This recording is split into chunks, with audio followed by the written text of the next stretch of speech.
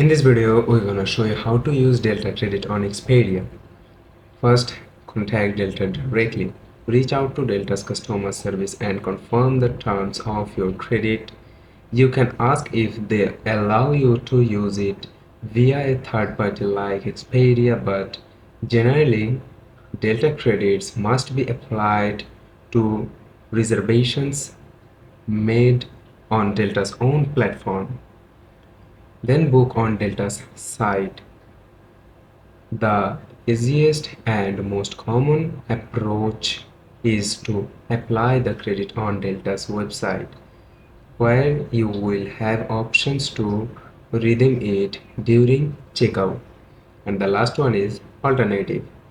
If you must book with Expedia, consider booking on Delta's website with the credit.